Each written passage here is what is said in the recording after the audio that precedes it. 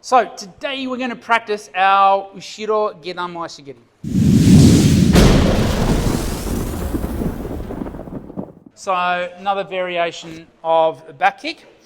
When we're doing this, we're setting up in the same way as we would with an Ushiro Geri and an Ushiro Moashigiri, okay? So both of those kicks require you to get the knee up nice and high so that you can either kick straight into the body or kicking up high, okay?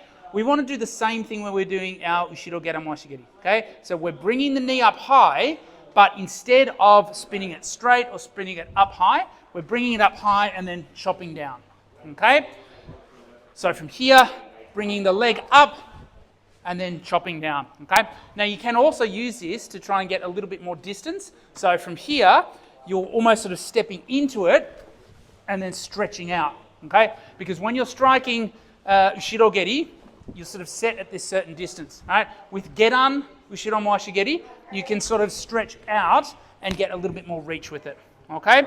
So we're going to practice this using the mitts. So we'll just have the partner holding the mitt on their back leg, and we're just going to take turns at trying to land the kick. Now, if you land this with the edge of the foot, it's going to be very ineffective. All right, so if you hit someone in the head with the edge of the foot, you can still often cause a lot of damage. Okay, if you spin around and hit with the side of the foot with this, it's not going to do a whole lot. Okay, so the whole point from here, bringing the leg up and then digging, thinking about really like you're swinging an axe down into the leg. Okay, let's have a few shots of those. Thanks for watching, guys. If you haven't already, please check out my book, The Science of Striking, a complete guide to strength and conditioning for combat sports. So I just want you to focus a little bit more on the bend in the knee, okay?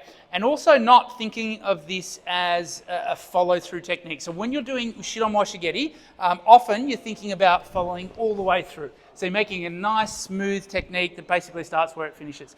Okay? If you do that with Gedan Ushiro Moashigiri, you get into a position where your leg basically stops and your body keeps rotating, okay? So you want to think about this as a hook kick, almost like a kansetsugeri, right? Or a low hook kick where you're bringing it up and chopping down, right? So let's maybe just go back to practicing just from side-on position, hooking down like so, all right? Then once we've got the hang of that, we'll incorporate the turn, right? But when we're turning, we're still turning with the goal of ending up side on with the leg up nice and high and getting that nice chopping motion rather than trying to follow through. All right, and just one more point from a tactical perspective. When you're doing this, because not a lot of people throw Gedan Ushiro Moashigiri, they're likely not expecting it. And it's even better if you can set it up or at least feint a couple of Ushiro Geri, okay? So get them thinking up high, thinking that you're going to go for the head.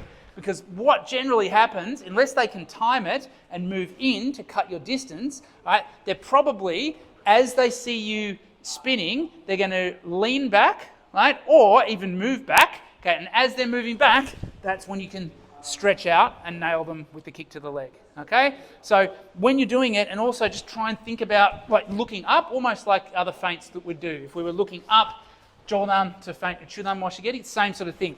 Like, look like you're going to knock them out with a head kick and then come in, chop down on the side.